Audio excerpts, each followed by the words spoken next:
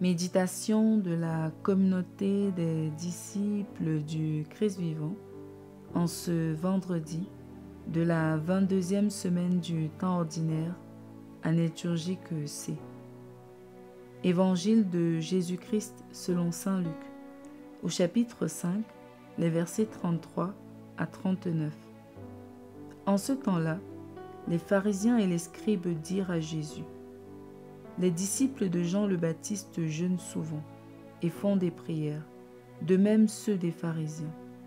Au contraire, les tiens mangent et boivent.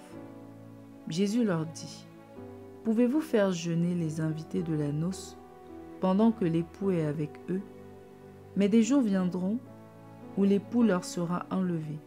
Alors, en ces jours-là, ils jeûneront. Il leur dit aussi en parabole: personne ne déchire un morceau à un vêtement neuf pour le coudre sur un vieux vêtement. Autrement, on aura déchiré le neuf, et le morceau qui vient du neuf ne s'accordera pas avec le vieux. Et personne ne met du vin nouveau dans de vieilles outres. Autrement, le vin nouveau fera éclater les outres. Il se répandra et les outres seront perdues. Mais on doit mettre le vin nouveau dans des outres neuves.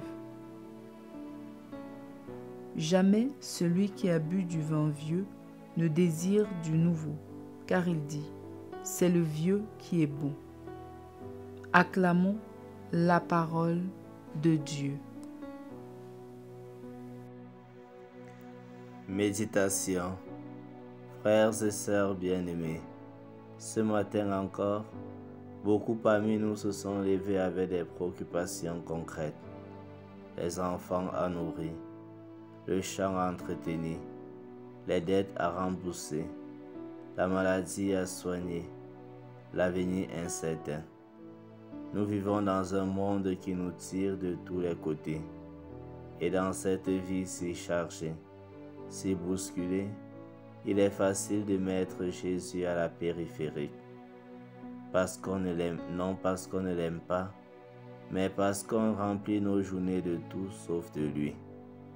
Or, la parole de Dieu aujourd'hui nous bouscule doucement. Saint Paul nous rappelle une vérité qu'on oublie vite. Tout a été créé par lui et pour lui. Cela veut dire que même ma famille, mes enfants, mon travail, mes combats, ma souffrance, tout cela trouve sens en Jésus. Il n'est pas un invité dans ma vie, il en est le cœur. Mais alors, pourquoi ai-je tant de mal à sentir sa présence dans mon quotidien?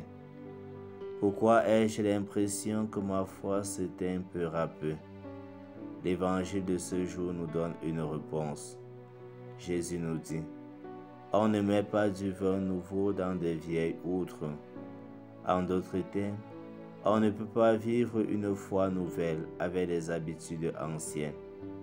Trop souvent, nous voulons un Dieu qui bénit, mais nous continuons à entretenir dans nos vies la rancune, le commérage, la paresse spirituelle, la superficialité dans la prière, les petits compromis avec le péché.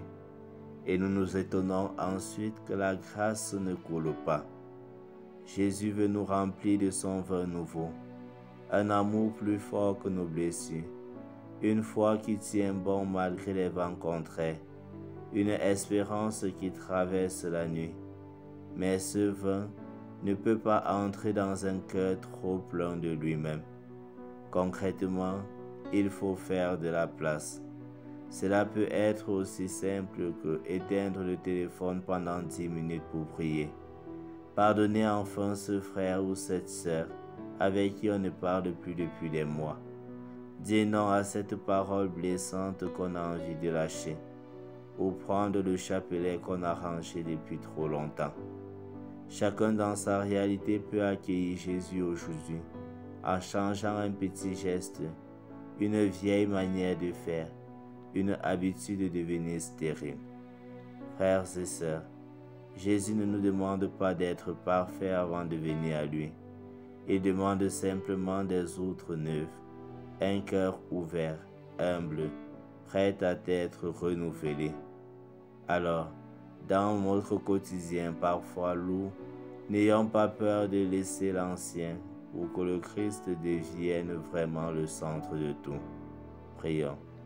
Seigneur Jésus, je te cherche au milieu de mes journées remplies, au cœur de mes habitudes qui parfois t'étouffent. Donne-moi le courage de changer ce qui m'empêche de t'accueillir pleinement. Rends mon cœur neuf, simple et disponible.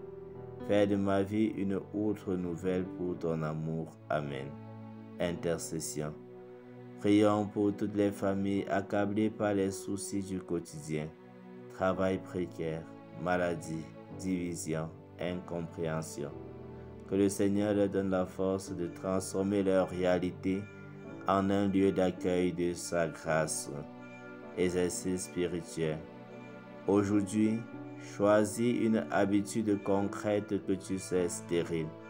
Peut-être une parole négative, une distraction, une mauvaise réaction fréquente, et décide de la remplacer par une action ouverte à Dieu, un acte de bonté, une prière simple, un silence habité, un geste de pardon. Faire de ta journée une offrande vivante au Christ.